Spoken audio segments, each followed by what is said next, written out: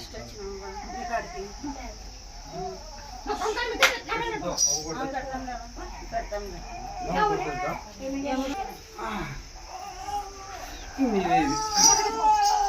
పేరు పెట్టుకోని చెప్పినావు, ముత్యాలు అదో కానీ పెట్టుకున్నా కొడుకు ఇచ్చినావు. 7 ఏళ్ళు అయింది చుట్టూ తిరిగి నాకు అన్నీ బాగా జరుగుతున్నాయి. కానీ నాకు ఇప్పుడు దొమ్మల నొప్పి, చెయ్యి నొప్పి నాగడము, దడాలు నాగడము భారీగా అయ్యి నాకు అన్ని రకాలు తీసుకొచ్చినావు. కానీ మనసుని అయితే మెత్తి చేస్తున్నావు, లేస్తావు మెత్తి చేస్తున్నావు.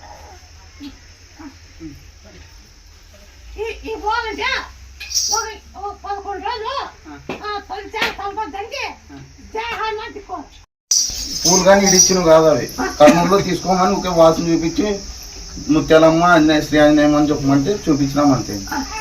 నెక్స్ట్ రోజే దోమ బాగైంది. అంత నువ్వే ఏమో చూడలేదు, నమ్మకం బాగా అవుతుందని నమ్మకంతో వచ్చినందుకు బాగైంది.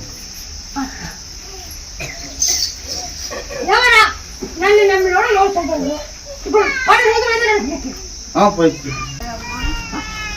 కళ్ళు ఫిట్స్ వచ్చి కళ్ళు కనపడుకోకుండా అయిపోయినా ఇటుకు వచ్చిన తర్వాత మేకపాలు పోయమనిగా మేకపాలు పోసిన తర్వాత కళ్ళు కనిపిస్తుంది.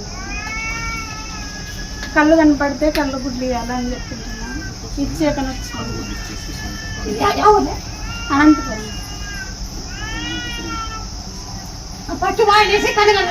కళ్ళు కనపడుతుంది. మళ్ళీ ఇచ్చేకని వచ్చింటే పూర్తి నయమైనాక రమ్మన్నారు. కానీ అమ్మాయి తల్లికి చెల్లికోకుండా అట్లే ఉందేమో, ఫస్ట్ చెల్లిచ్చిన తర్వాత ఇంకా పూర్తి నయమైపోయింది వచ్చినాము. 9 రోజులు బంకి రాకు వెళ్ళిపోయి తెల్లవారు మీరు దంచి ఉప్పు దంచి అది నీళ్ళగా పాలతో పండాలి. బంకి రాకు కాకు 2 ఎల్లిపాయలు 2 మిరియాలు ఉప్పు దంచి నీళ్ళే పాలగా నీవాలి. అప్పుడు రాకుండా వాయి రాకు ఎప్పుడు రాదు.